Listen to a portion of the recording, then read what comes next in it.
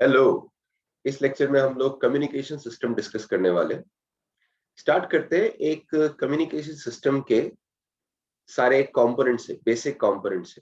तो उसका एक ब्लॉक डायग्राम बनाएंगे। उसको समझने के लिए एक सिंपल एग्जांपल के बारे में सोचते हैं। मान लीजिए कि एक टीचर, लेट्स से क्लासरूम में, ये आपका टीचर है, क्लासरूम में बच्चों को लेक्चर दे रहा है। ठीक है, तो सामने आपके स्टूडेंट्स बैठे हुए हैं, नंबर ऑफ स्टूडेंट्स है। तो अब टीचर जो है अपने थॉट्स कम्युनिकेट करना चाहता है स्टूडेंट्स को। इस केस में जनरली टीचर जो है किस तरीके से कम्युनिकेट कर रहा होगा अपने थॉट्स को? बोल के, साउंड के थ्रू। ठीक है, और वो थॉट्स, जो भी वो इंफॉर्मेशन कम्युनिकेट करना चाहता है, वो ओरिजिनेट कहाँ पे होती है? टीचर के ब्रेन में। तो आपका जो सोर्स होगा इंफॉर्मेशन का, वो होगा टीचर का ब्रेन। ठीक है, तो पहला आपका कंपोनेंट होगा कम्युनिकेशन सिस्टम में सोर्स, जो कि यहाँ पे ब्रेन है। लेकिन ब्रेन से टीचर जो है डायरेक्टली थॉट्स को कम्युनिकेट नहीं कर सकता है, बिकॉज यहाँ पे उसे बोल के कम्युनिकेट करना है। तो पहले उसे क्या करना पड़ेगा? अपने थॉट्स को साउंड में कन्वर्ट करना पड़ेगा। तो जो कंपोनेंट सोर्स से इंफॉर्मेशन लेके उसको एक डिफरेंट फॉर्म में कन्वर्ट करता है, डिपेंडिंग अपॉन कि सामने मीडियम कौन सा है जिसमें कि इंफॉर्मेशन ट्रैवल करने वाली है। जैसे यहाँ पे क्या होगा कि जो आपको थॉट्स या इंफॉर्मेशन कम्युनिकेट करना है, वो साउंड के थ्रू कम्युनिकेट करना है, जो कि एयर में ट्रैवल करेगी। तो क्योंकि हमें साउंड के थ्रू कम्युनिकेट करना है, तो पहले हम क्या करेंगे? यूजिंग आवर वॉइस बॉक्स, यहाँ पे हमारा जो वॉइस बॉक्स है, तो हम थॉट्स को पहले वॉइस बॉक्स से साउंड में कन्वर्ट करेंगे। तो इस केस में आप अपने वॉइस बॉक्स को बोलेंगे ट्रांसमीटर। ठीक है, ट्रांसमीटर के दो काम है। पहला काम ये है कि वो थॉट्स को कन्वर्ट कर रहा है साउंड में, और फिर साउंड को बाहर प्रोजेक्ट कर रहा है एयर में। तो यहाँ पे आपका थ्रोट में जो है ना, वहां पे आपका होगा ट्रांसमीटर। ठीक है, ट्रांसमीटर का काम है इंफॉर्मेशन को ऐसी फॉर्म में कन्वर्ट करना जो आप मीडियम या चैनल के थ्रू एक जगह से दूसरी जगह भेज पाए। तो अब साउंड में कन्वर्ट हो गया। अब उसके बाद जो है एयर में या फिर मीडियम में या फिर कम्युनिकेशन सिस्टम में हम इसके लिए वर्ड यूज करते हैं चैनल। सो एयर के थ्रू ये साउंड जो है ट्रैवल करने वाली है। ठीक है, तो एयर यहाँ पे आपका होगा चैनल। एयर के थ्रू ये जो साउंड है टीचर की, वो स्टूडेंट तक पहुंचने वाली है। लेकिन इसमें एक और चीज है कि मान लीजिए एक पर्टिकुलर स्टूडेंट पे हम फोकस करें। ठीक है, वो टीचर की साउंड पे फोकस कर रहा है, लेकिन साथ ही एयर में, उस चैनल में बाकी सारे सिग्नल्स भी हैं। यानी कि हो सकता है कोई और स्टूडेंट भी कुछ बोल रहा हो। तो मान लो ये दूसरा जो स्टूडेंट है ना, ये भी कुछ बोल रहा है, इसके सामने वाला जो स्टूडेंट है वो भी कुछ बोल रहा है। तो टीचर की साउंड और सामने वाले स्टूडेंट की साउंड दोनों मिक्स हो जाएंगे। तो ये जो अनवांटेड सिग्नल आपका आ गया, ये हमारा हो गया नॉइज। तो जब भी आप किसी मीडियम या चैनल से इंफॉर्मेशन को कम्युनिकेट करते हैं, इंफॉर्मेशन को एक जगह से दूसरी जगह पे भेजते हैं, तो उसमें हमेशा कुछ ना कुछ नॉइज ऐड हो जाता है, बिकॉज चैनल के अंदर अनवांटेड सिग्नल्स भी हो सकते हैं। अच्छा, अब ये स्टूडेंट तक ये वॉइस पहुंची, तो स्टूडेंट उसको कैसे रिसीव करेगा? ईयर से। ठीक है, तो वो आपका होगा रिसीवर। तो स्टूडेंट के जो ईयर्स है उनको मैं बोल सकता हूँ रिसीवर। तो यहाँ पे मैं मार्क कर देता हूँ, ईयर्स जो है आपके होंगे रिसीवर। स्टूडेंट के ईयर्स जो है वो साउंड को सुनेंगे। ठीक है, लेकिन ईयर्स जो है उसको प्रोसेस नहीं कर सकते। फाइनली जो यूजर होने वाला है उस इंफॉर्मेशन का, इंफॉर्मेशन को कौन प्रोसेस करेगा, कौन यूज करेगा? स्टूडेंट का ब्रेन। तो रिसीवर यानी ईयर्स का काम क्या है? इंफॉर्मेशन को लेना चैनल से। ठीक है, एयर से जो इंफॉर्मेशन आ रही है उसको लेना, और फिर उसको पास कर देना आगे यूजर की तरफ या फिर ब्रेन की तरफ, वो आपका। तो यहाँ पे ईयर्स जो है ना उल्टा काम कर रहे हैं, जो ट्रांसमीटर ने काम किया था उससे उल्टा काम कर रहे हैं ईयर्स। ईयर्स क्या करेंगे? साउंड को कन्वर्ट करेंगे इलेक्ट्रिकल सिग्नल्स में, जो कि आपका ब्रेन प्रोसेस कर सकता है। तो फाइनली आपका आ जाएगा यूजर, जो कि होगा स्टूडेंट का ब्रेन। ठीक है, तो ये मेन कंपोनेंट्स होते हैं एक कम्युनिकेशन सिस्टम के। अगर एक सिंपल ब्लॉक डायग्राम में आपको दिखाऊं, तो मैं इस तरीके से दिखा सकता हूं, starting with user, sorry, starting with source. Source के पास कुछ इंफॉर्मेशन है, लेकिन इंफॉर्मेशन को आगे भेजने से पहले हमें ट्रांसमीटर के थ्रू पास करना पड़ेगा। ट्रांसमीटर क्या करेगा, इस इंफॉर्मेशन को एक दूसरे फॉर्म में कन्वर्ट करेगा, ऐसी फॉर्म में कन्वर्ट करेगा जो कि चैनल या मीडियम के थ्रू आप भेज पाए। जैसे कि पिछले एग्जांपल में थॉट्स को हमने साउंड में कन्वर्ट किया। फिर उसके बाद आपका आएगा एक मीडियम या चैनल, जिसमें इंफॉर्मेशन एक जगह से स्पेस में एक जगह से दूसरी जगह तक पहुंचेगी। लेकिन जब इंफॉर्मेशन एक जगह से दूसरी जगह पहुंच रही होगी तो उसमें कुछ नॉइज ऐड हो सकता है, कुछ अनवांटेड सिग्नल्स ऐड हो सकते हैं। चैनल के दूसरे एंड पे आपके पास होगा रिसीवर, जो कि चैनल से इंफॉर्मेशन रिसीव करेगा और उसको दूसरे फॉर्म में कन्वर्ट करेगा, ऐसे फॉर्म में जो कि यूजर प्रोसेस कर पाए। जैसे कि हमारे पिछले एग्जांपल में ईयर्स साउंड को रिसीव कर रहे थे और उसे कन्वर्ट कर रहे थे साउंड से जो ऑसिलेशंस हो रही है उन्हें कन्वर्ट कर रहे थे इलेक्ट्रिकल सिग्नल्स में, जो कि ब्रेन प्रोसेस कर पाए। और फाइनली इंफॉर्मेशन को यूज करने वाला है यूजर। तो ये बेसिक कंपोनेंट्स है, एक सिंपल ब्लॉक डायग्राम हो गया कम्युनिकेशन सिस्टम। यहाँ पे ये डिफरेंट जो कंपोनेंट्स मैंने लिखे हैं ब्लॉक्स के अंदर, वो सब मैंने नीचे डिस्क्राइब किए हुए। देखिए, ट्रांसमीटर का काम जैसे हमने डिस्कस किया था, ये कन्वर्ट करता है मैसेज को एक ऐसे फॉर्म में जो कि चैनल के लिए अप्रोप्रिएट है। अगर चैनल है आपका एयर जिसमें आप साउंड ट्रांसमिट करना चाहते हैं, तो हम साउंड की फॉर्म में इंफॉर्मेशन को कन्वर्ट कर देंगे। अब यहाँ पे जैसे एक दूसरा एग्जांपल आप सोच सकते हैं, अगर आप साउंड से कम्युनिकेट नहीं कर रहे, लेट्स सपोज जो स्टूडेंट्स हैं वो सुन नहीं सकते, लेट्स टेक एन एग्जांपल। अगर स्टूडेंट सुन नहीं सकते होंगे तो हम क्या करेंगे, हम एयर के थ्रू साउंड से कम्युनिकेट करने की बजाय हम साइन लैंग्वेज से कम्युनिकेट करेंगे। ठीक है, तो उस केस में मैं क्या करूंगा, अपने थॉट्स को कन्वर्ट करूंगा साइंस में यूजिंग माय हैंड्स और माय बॉडी। ठीक है, तो डिपेंड करता है कि आपका चैनल क्या है, किस तरीके से आप कम्युनिकेट करना चाहते हैं, उसके बेसिस पे ट्रांसमीटर इंफॉर्मेशन को दूसरे फॉर्म में कन्वर्ट करता है। मतलब सोर्स से जो मिल रहा है उससे दूसरे फॉर्म में कन्वर्ट करता है, which is appropriate for the channel. Channel क्या करेगा, मैसेज सिग्नल को कैरी करेगा स्पेस में एक जगह से दूसरी जगह। जब चैनल एक जगह से दूसरी जगह मैसेज सिग्नल को कैरी कर रहा होगा तो उसमें कुछ अनवांटेड सिग्नल्स ऐड हो सकते हैं, which is called as noise. दूसरी जगह पे रिसीवर ट्रांसमीटर का उल्टा काम करने वाला है, चैनल से वो इंफॉर्मेशन रिसीव करेगा और उसको कन्वर्ट करेगा ऐसे फॉर्म में जो कि यूजर प्रोसेस कर पाए। कम्युनिकेशन सिस्टम में कुछ और बेसिक टर्म्स मैं आपको नीचे लिख रहा हूँ। फर्स्ट है एटीन्यूएशन। ठीक है, तो एटीन्यूएशन का मतलब होता है किसी चीज का कम होना। ठीक है, इंटेंसिटी का कम होना।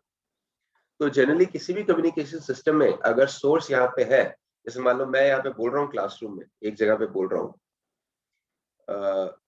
यही अगर हम एग्जाम्पल लें टीचर का एक क्लासरूम में, तो क्या होगा, जैसे जैसे टीचर से दूर आप जाएंगे साउंड की इंटेंसिटी या लाउडनेस कम होती जाएगी, है ना। इसी को टेक्निकली हम बोलते हैं एटीन्यूएशन। सो जितना लाउड सामने वाले स्टूडेंट को सुनाई दे रहा होगा, उससे कंपेयर करें अगर हम लास्ट वाले स्टूडेंट को, सामने वाले स्टूडेंट को कुछ लाउडनेस सुनाई दे रही होगी, लास्ट वाले स्टूडेंट को जो है कम लाउड सुनाई दे रहा होगा, है ना। तो यहाँ पे लो इंटेंसिटी हो चुकी होगी साउंड की। तो यही जनरल बिहेवियर है किसी भी कम्युनिकेशन सिस्टम का। डिस्टेंस के साथ जैसे जैसे आप सोर्स से दूर जाते रहते हैं, सिग्नल की स्ट्रेंथ या फिर जो भी इंफॉर्मेशन आप पास कर रहे हैं उसकी स्ट्रेंथ, एम्पलीट्यूड, वो जो है कम होता जाता है, उसी को बोलते हैं एटीन्यूएशन। नेक्स्ट हमारा टर्म है रिपीटर। तो रिपीटर का काम क्या होता है, क्योंकि एटीन्यूएशन होता है सिग्नल में डिस्टेंस के साथ, तो अगर आप बहुत लार्ज डिस्टेंस तक किसी इंफॉर्मेशन को सेंड करना चाहते हैं ना, तो आप क्या करेंगे, बीच बीच में रिपीटर्स लगा देंगे। रिपीटर क्या करता है, रिपीटर के अंदर तीन फंक्शंस होते हैं। पहली चीज, वो इंफॉर्मेशन को रिसीव करेगा, फिर उसको एम्पलीफाई कर देगा, क्योंकि सिग्नल जो है दूर आया जब, तो सिग्नल की स्ट्रेंथ में कुछ कमी हो गई, तो उसने क्या किया, पहले रिसीव किया, उसको एम्पलीफाई किया और फिर दोबारा आगे ट्रांसमिट कर। तो जैसे आपके टीवी सिग्नल्स हैं या रेडियो सिग्नल्स हैं, जहाँ पे ओरिजिनली टीवी सिग्नल जहाँ से ब्रॉडकास्ट हो रहा है सीधा वहां से आप तक नहीं पहुंचता है, क्योंकि वहां से आपके घर तक हो सकता है डिस्टेंस बहुत ज्यादा हो, बीच में रिपीटर्स होते हैं। ठीक है, तो मेरा मतलब ये है, मान लीजिए यहाँ पे आपका सोर्स है, ये आपका सोर्स है, इससे सिग्नल आगे जा रहा है, बीच बीच में हम रिपीटर्स लगा देंगे,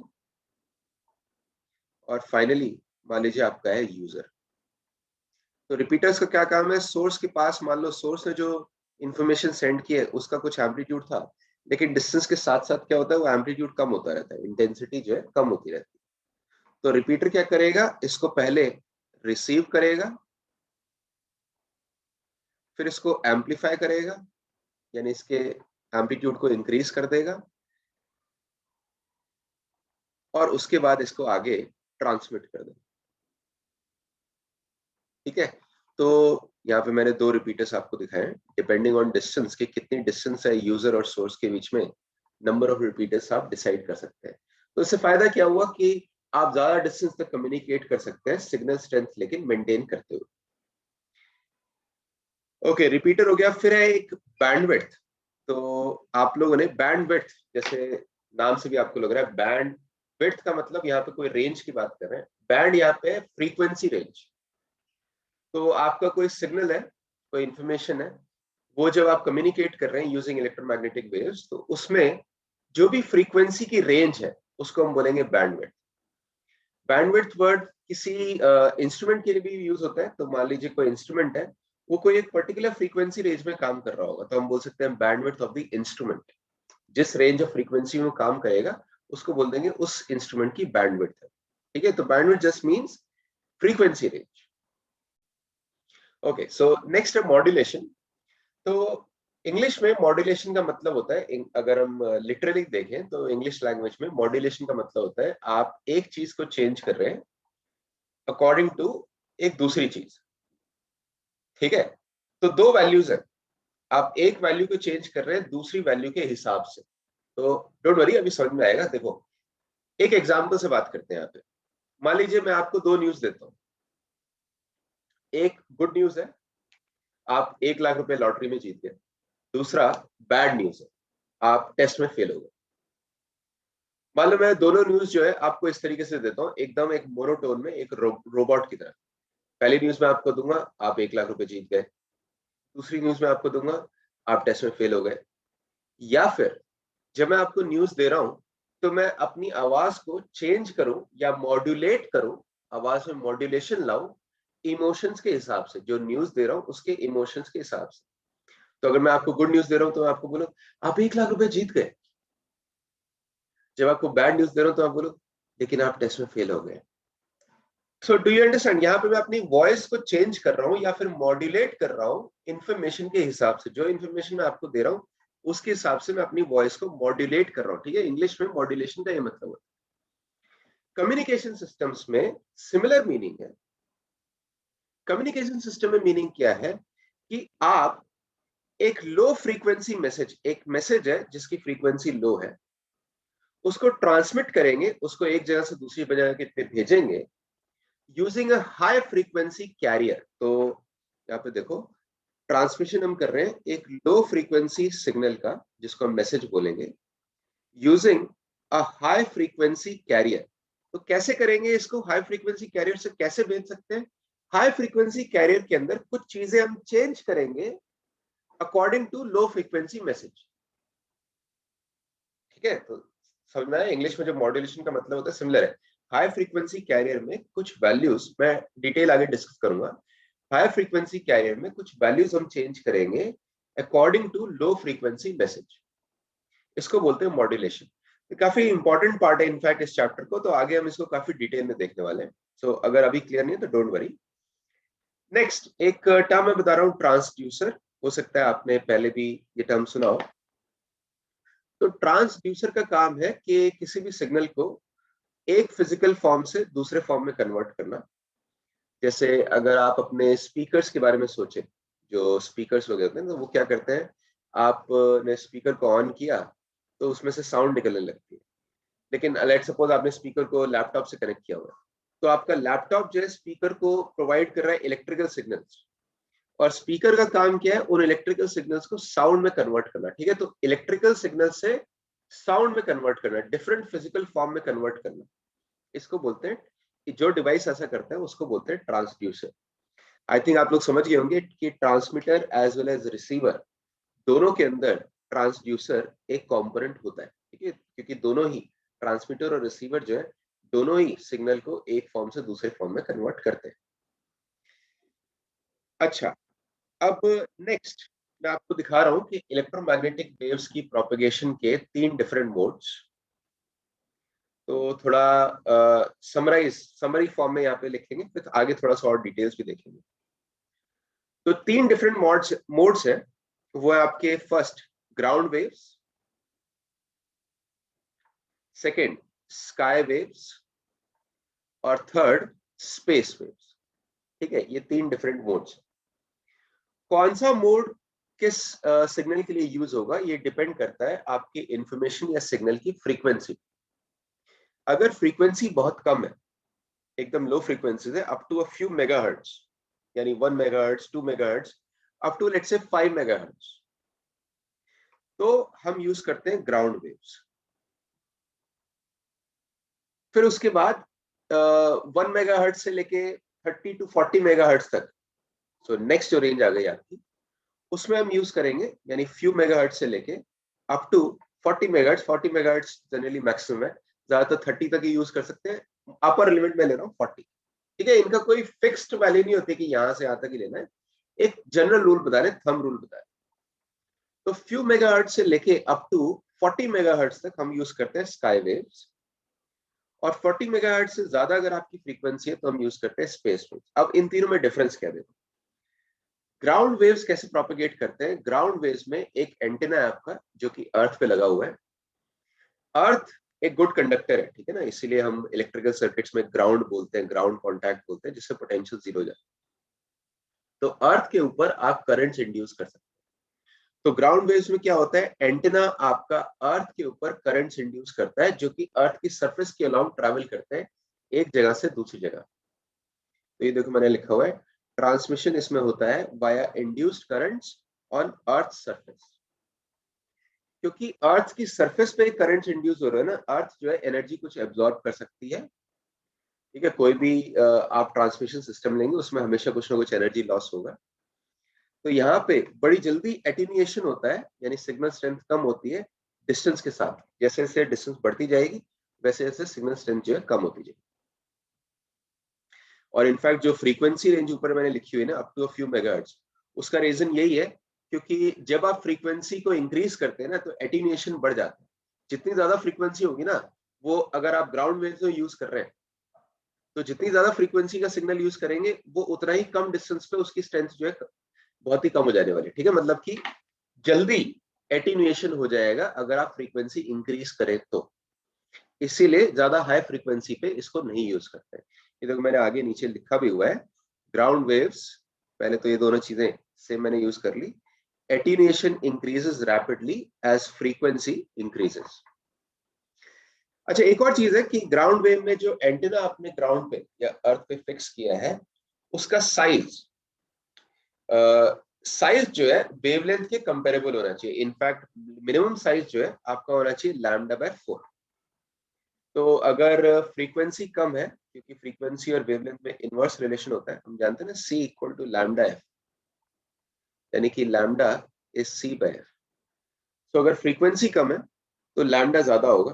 तो ग्राउंड वेव्स के लिए एंटीना का साइज जो है जनरली काफी बड़ा चाहिए। ठीक है, बाय द वे ये चीज को याद रखिएगा, ये किसी भी EM वेव के लिए ट्रू है, सिर्फ ग्राउंड वेव्स के लिए नहीं।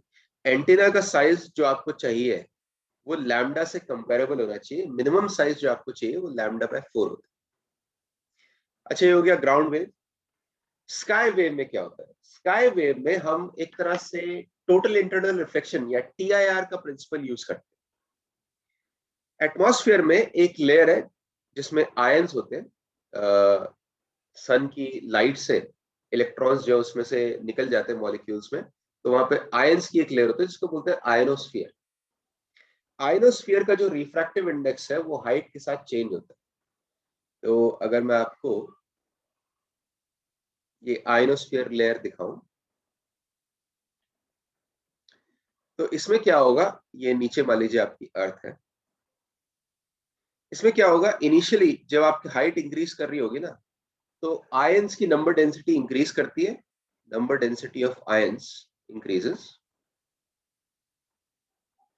क्योंकि ऊपर जितना ऊपर जाते जाएंगे उतना सन की लाइट जो है ज्यादा आपको मिलेगी, सन की लाइट की इंटेंसिटी ज्यादा मिलेगी, तो ज्यादा एनर्जी मिलेगी, तो नंबर ऑफ आयंस भी बढ़ते जाते हैं।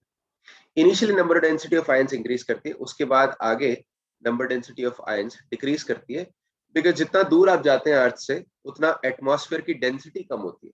ठीक है, तो दो फैक्टर्स है, जैसे जैसे ऊपर जा रहे हो डेंसिटी कम हो रही है, in number of molecules of air कम हो रहे हैं, लेकिन ऊपर से सन की जो लाइट है उसकी इंटेंसिटी बढ़ रही है, तो इसलिए बीच में कहीं पे मैक्सिमम नंबर डेंसिटी आती है। ठीक है, तो अगर मैं इसको ऐसे कर दूं तो एक पॉइंट के बाद फिर नंबर डेंसिटी ऑफ आयंस जो है डिक्रीज करने लगता है।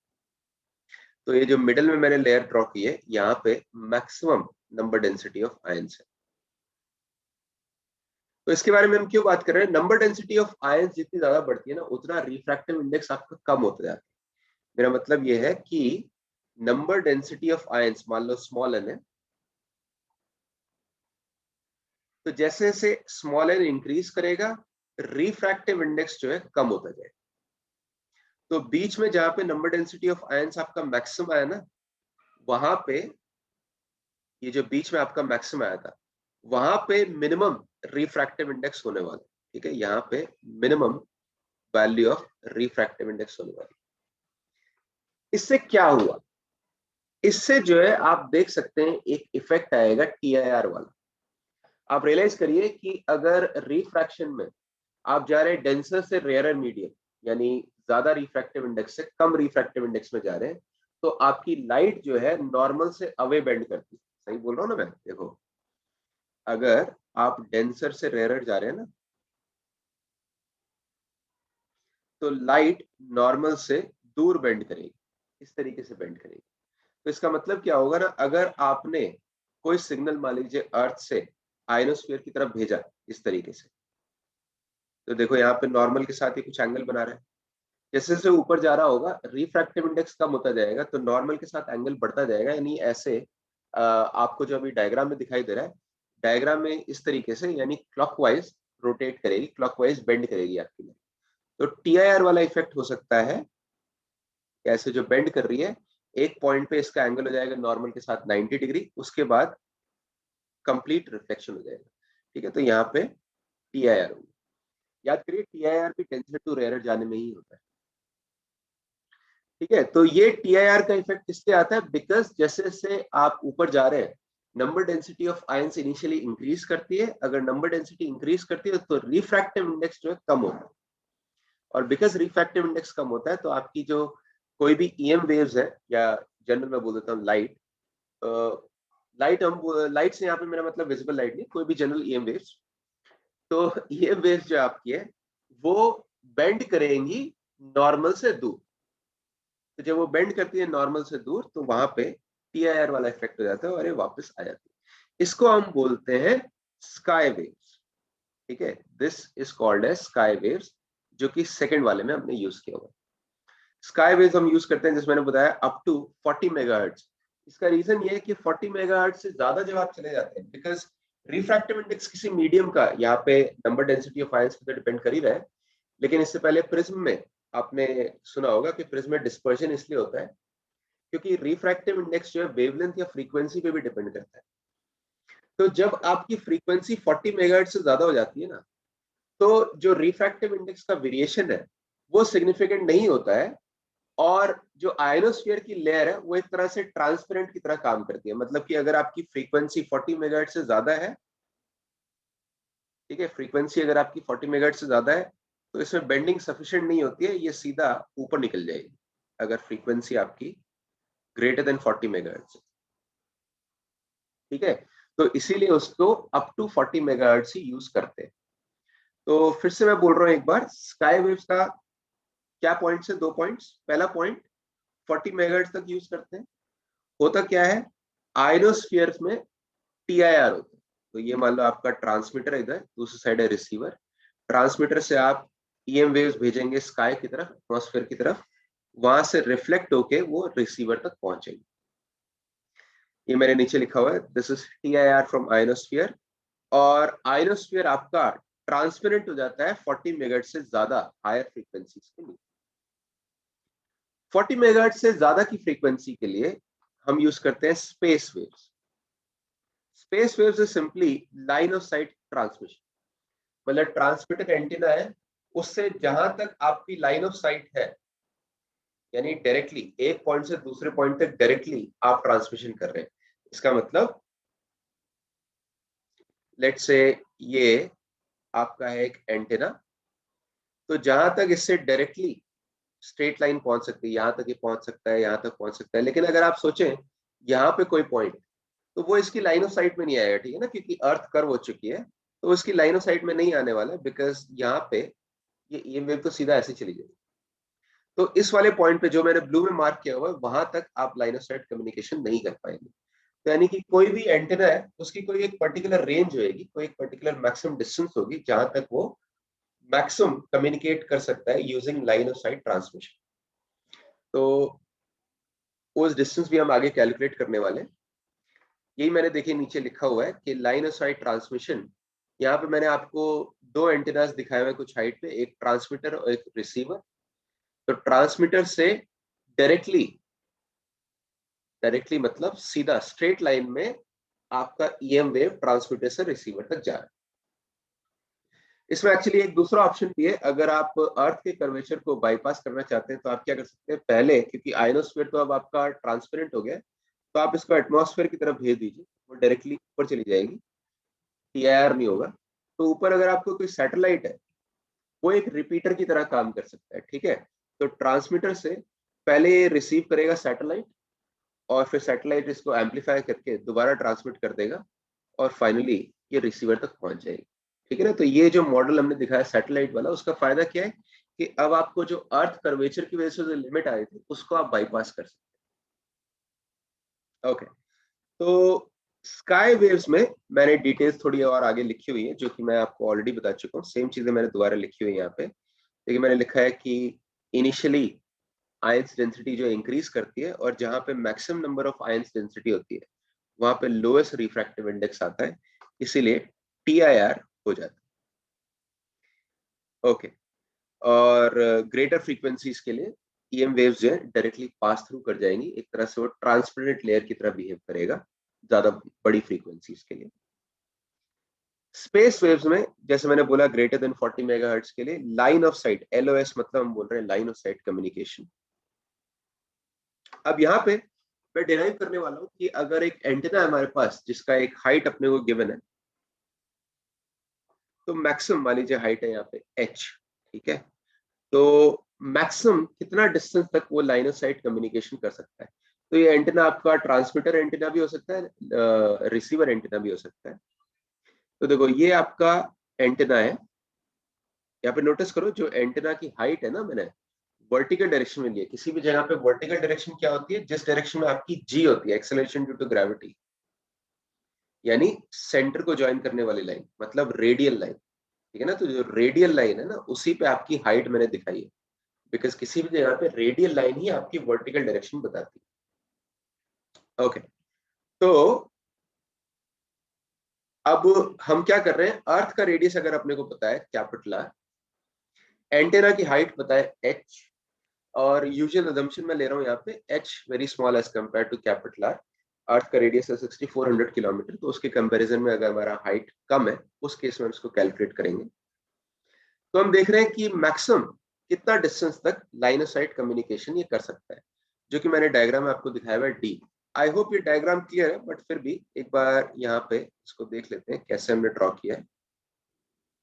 मान लीजिए ये हमारा एंटेना है, तो मैक्सिमम डिस्टेंस कैसे निकालेंगे, टेंजेंट बेसिकली जहाँ पे स्फीयर पे होने वाली होगी, ठीक है ना, क्योंकि यहाँ पे अगर लाइट जाएगी तो ये कम्युनिकेट कर सकता है, यहाँ पे कम्युनिकेट कर सकता है। जिस पॉइंट पे लाइन जो है टेंजेंट हो रही होगी, हाईएस्ट पॉइंट से, एंटेना के हाईएस्ट पॉइंट से अर्थ पे लाइन जो है टेंजेंट हो रही है, वहां तक ही मैक्सिमम डिस्टेंस पे कवर कर सकता है। उस पॉइंट से आगे आप चले जाएंगे, कि जो मैंने पॉइंट मार्क किया यहाँ पे रेड में, तो इसको आप लाइन ऑफ साइट से नहीं कम्युनिकेट कर सकते, बिकॉज यहाँ पे बीच में आपकी अर्थ की सरफेस आ गई। ओके, तो ये डी हम कैलकुलेट करना चाह रहे हैं यहाँ पे। तो काफी सिंपल है, आप एंटेना को पहले, एंटेना के हाईएस्ट पॉइंट को सेंटर से कनेक्ट कर दिया, ये मैक्सिमम डिस्टेंस वाले पॉइंट को सेंटर से कनेक्ट कर दिया, ये आपका रेडियस है आर।